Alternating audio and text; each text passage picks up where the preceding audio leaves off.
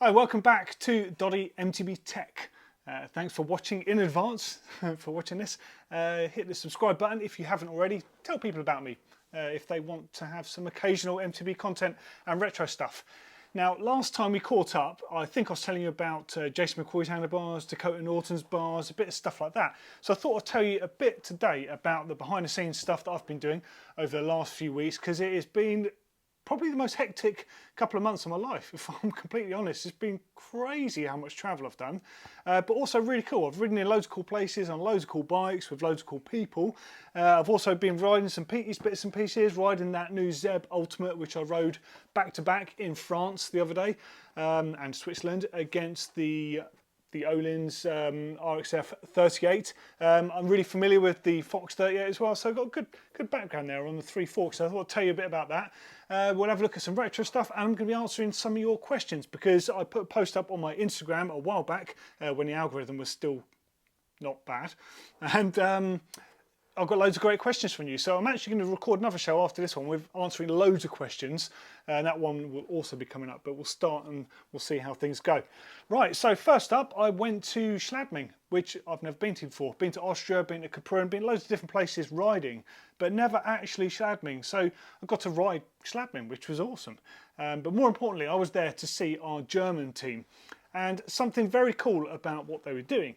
Instead of having German bike shops and distributors and salespeople all come over to our headquarters in Spain, what they wanted to do was actually take a number of our model year 25 bikes and current bikes out on the road as such to 4 or 5 different riding locations around Germany, so they could do sort of like equivalent of lunch and learns basically. So riders and dealers and so forth could go along, learn about the new products on the bikes, all under embargo of course, learn technical information about the Mondraker bikes, and more importantly spend some time riding them out on the trails. And I just got to go and hang out with them for a few days and ride with my boss Yuri, which was awesome because he absolutely rips, and we had really good fun. Next up, I went over to Boulder in Colorado, where we have our US headquarters. Ends up being a pretty cool place to ride as well. So elevation, that really hurt me. I'm a lowlands person, so I come near enough sea level where I'm sat right now, and we were riding at like 10,000 feet. I mean, it was incredible. But the super dry air, that was difficult for me. I was having to drink so much water, but the riding was so good. Got to ride with Miguel, the founder of our company, who absolutely rips. And you know, it's so cool when people actually realise that, hey, that's the guy that started Mondraker, and he's the one handing it out to you on the trail. And at the bottom of the trail, he's dishing out the fist bumps and then saying, right, where are the beers? You know, don't really need to say much more than that. It's super cool. But we rode some super cool locations, including this super cool old town, which to me was like something out of an old Western or a Tarantino film.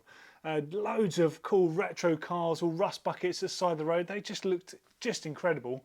So cool, the old sort of saloon, and yeah, man, it was just like a wicked place. And I can't wait to go back there again. So there's some really cool stuff going on in the States at the moment. I think it's going to be a really special year for the brand.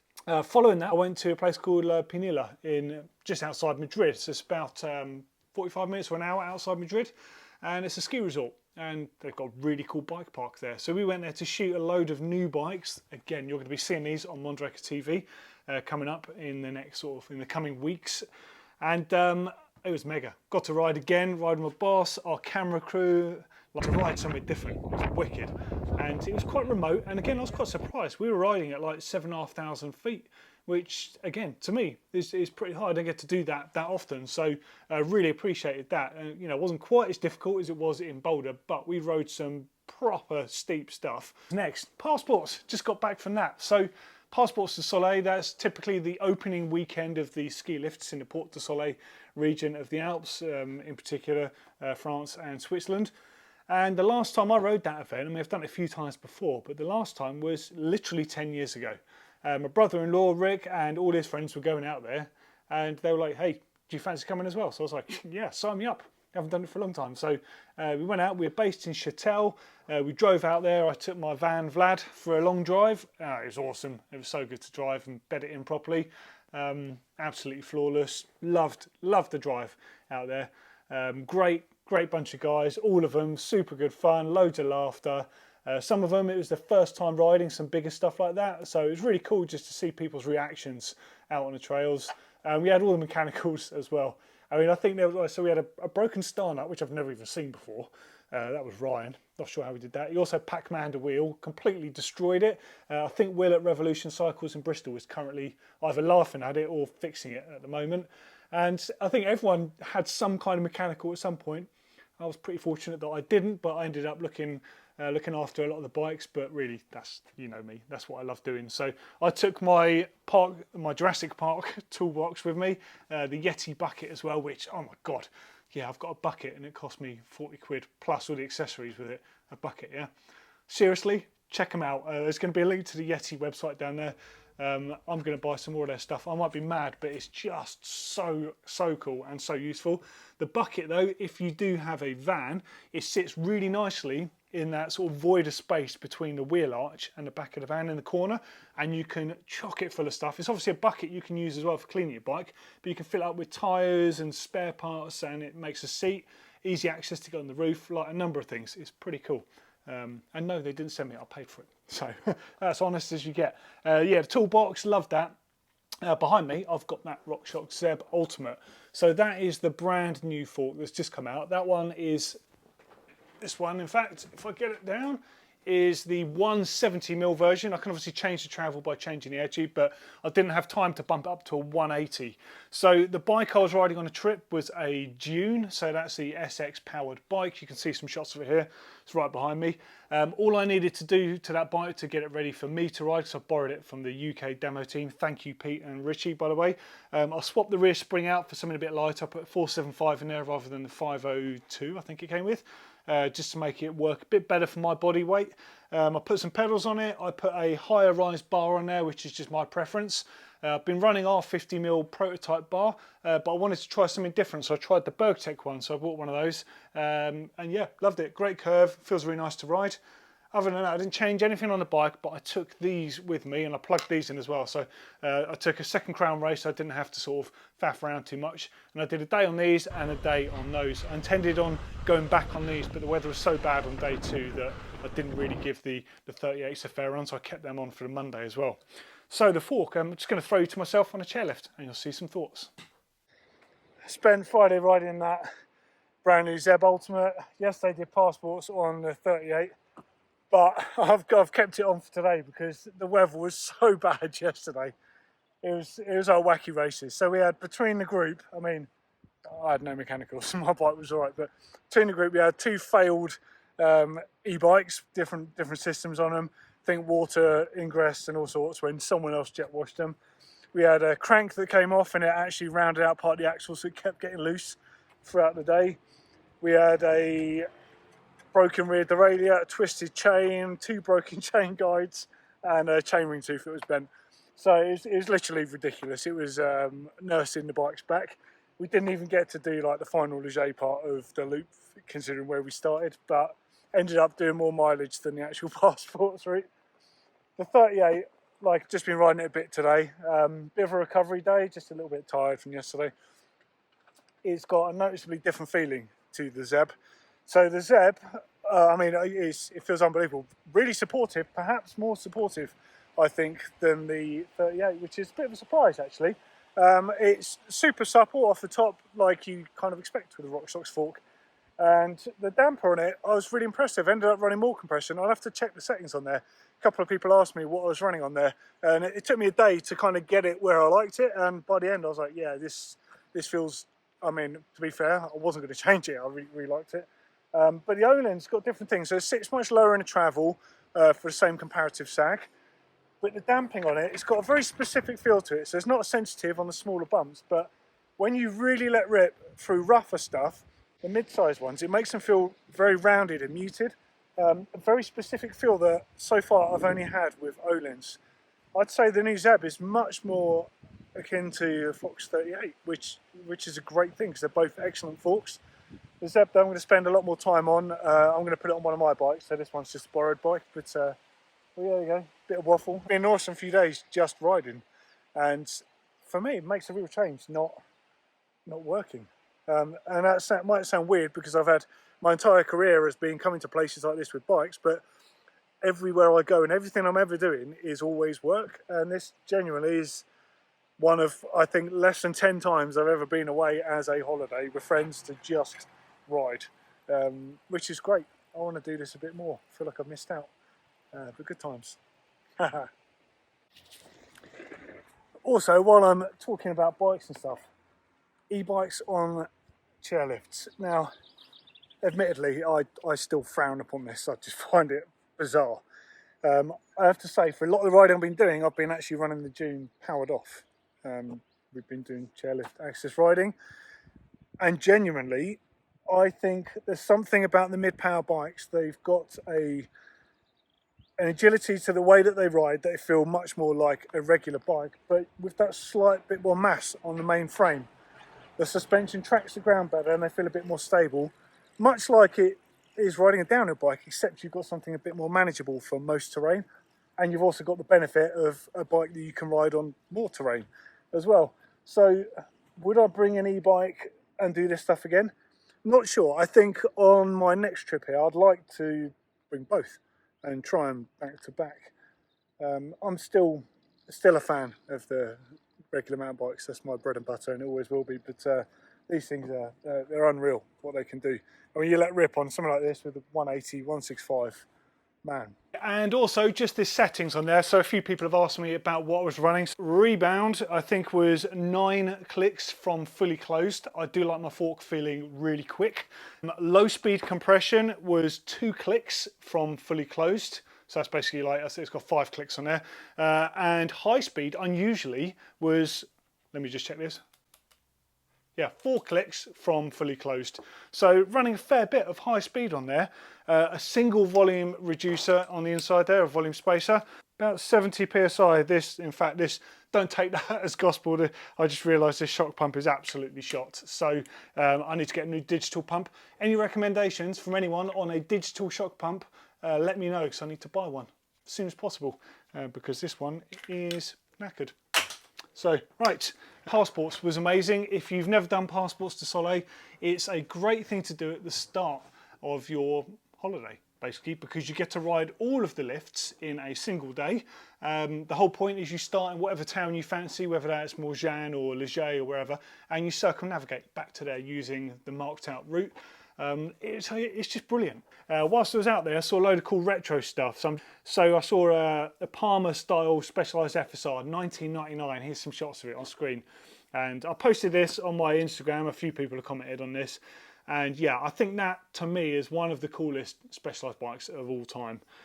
Everything about it, the paint job on there, the FSR, the frame design, oh, it's just amazing. And then look at the fork on it as well.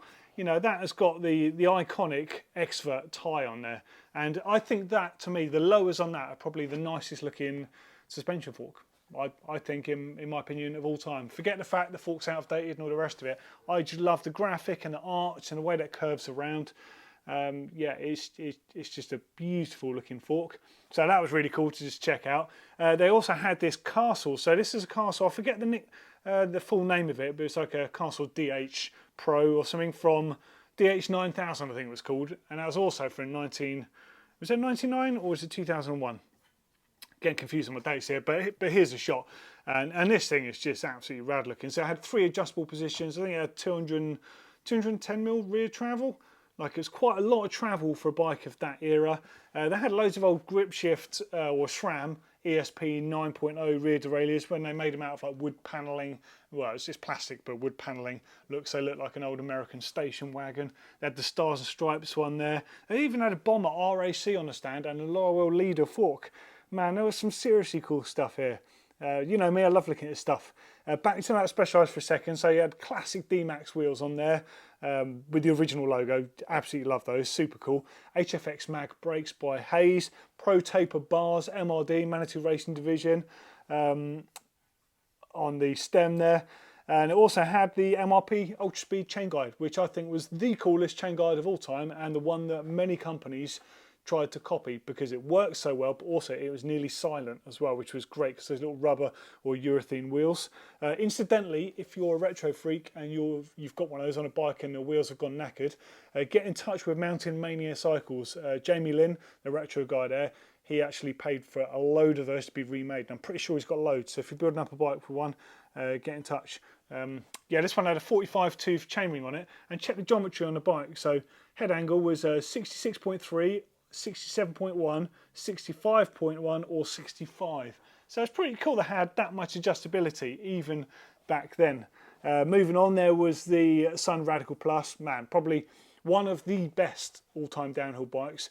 That many people say that have ridden this bike, that even though it had like 4 or 5 inch travel, it could still hold its own like on a half spicy course today. Like the damping and the suspension on there was just decades ahead of itself.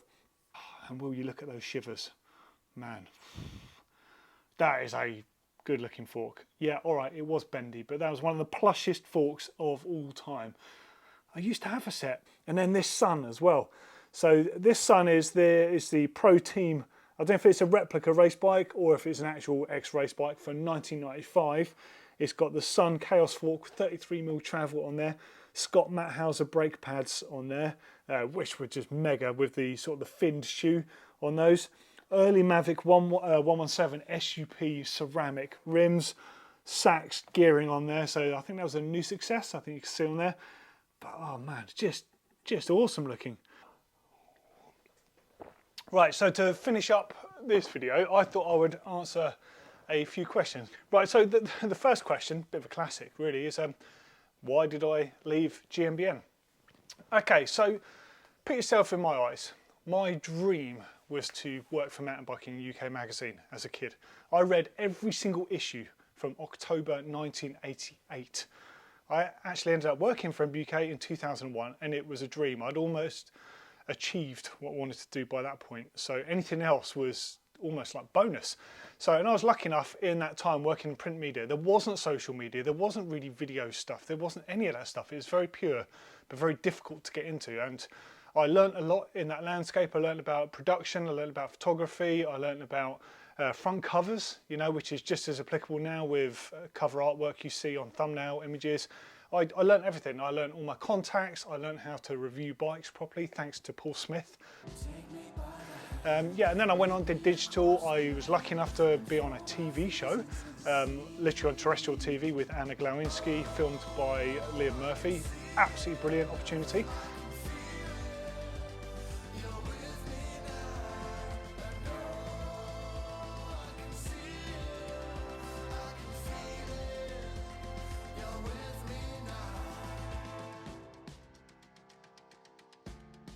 And then I went on to work for GMBN, did that for 6 years, and it was brilliant. It had a great ride, you know, it was super hard work, super compressed, and really after 22 years of more or less doing the same style job, you know, in different mediums, you know, I was risking feeling a bit burnt out because I'd done the same thing, and I was like, throughout all of that, and you'll probably notice from the stuff I used to talk about on GMBN, was something I've always been fascinated with, is bike design and bike manufacturers. And I'd never really considered working for a bike company, and by chance the kind of the right thing just almost landed in my lap. It sounds a bit of a cliche saying it, but it did. I was having a chat with one of the guys from Mondraker, who's just a friend of mine because I've known those guys for, I don't know, I first started riding their bikes in like 2013, and I've been in really good touch, especially with Israel, Luis, Salva, Miguel, the CEO, the UK guys, Richie and Pete as well. They're already been a bit of a family and have already been super good to me. So an accidental opportunity came up and I couldn't say no. This was too great. A little bit sad to leave the media world behind because that's what I have become. But also that's not what I wanted to be. You know, my fascination and my love is bikes and the bike industry. And to maintain my passion for bikes, I needed to go and do something else. So that's really what I did. How do you keep it fresh and stay motivated working daily in what most consider a hobby?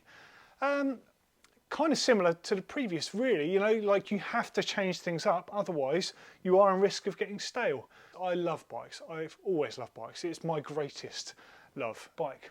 You know, with the winter we've come through, ironically, it's raining out there now, But with the 6 months of just the worst weather, I really tried to keep chipper about it. You know, I got myself some new waterproof gear and I was like, right, I'm going to go out every lunchtime for a quick ride. And actually e-bikes really helped with that, because I don't think I'd have mustered up the energy or the willpower to go and do that in such a compressed time, because you just wouldn't get anything done.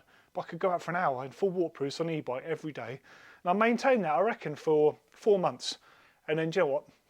I just couldn't be asked, because it was just more time cleaning the whole time, and it just became then, you know, a couple of times a week, you know, which is still fine. They're still riding a bike a lot, and a lot more than I'm aware that, you know, than some people do who just get a day at the weekend.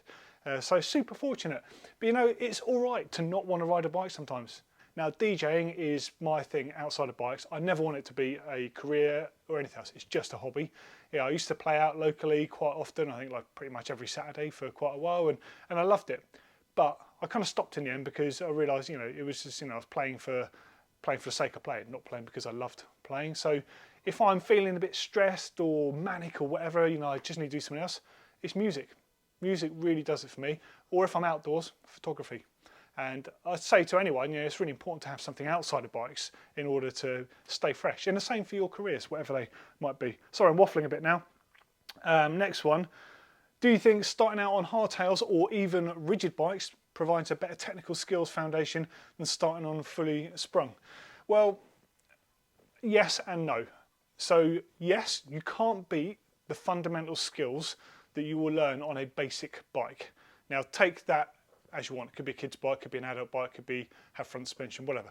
A basic bike doesn't really do anything to help you. So therefore, if you can learn some basic skills on them and be able to translate that to off-road, you will naturally become a much better rider, much faster when you move on to suspension bikes.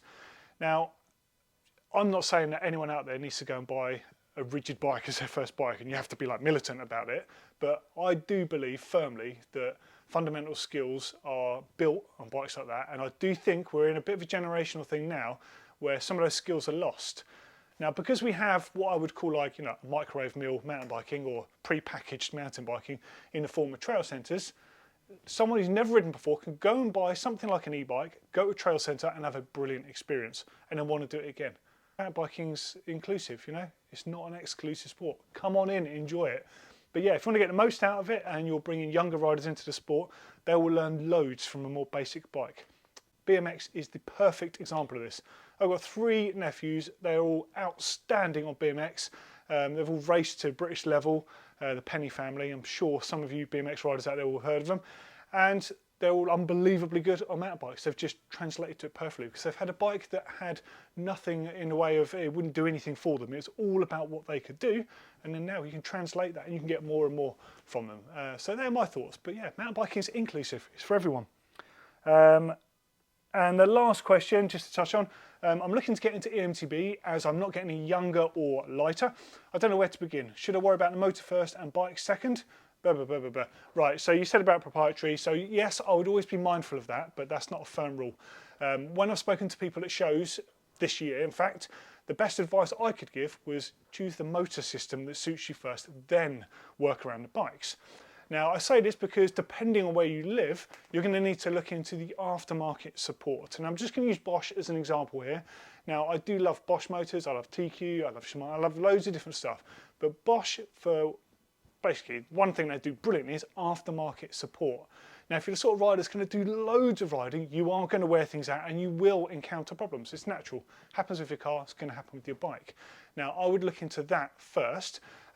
Something that's going to suit geographically where you live, then look at the sort of power. So if you're the sort of rider that really needs assistance to get up the steeper stuff, you'll need something with more torque. So look for something over 80 Newton meters of torque really, if you're that style rider, in which case you're going to need a bigger motor system with a bigger battery. So that's known as full fat or full power, the sort of slang terms for that. And there's plenty of makers out there that do that. Specialized have their own system. Shimano make excellent EP801, which has just had an update actually, which brings it very close to that Bosch race. Bosch, of course, with the CX performance unit and the CX race.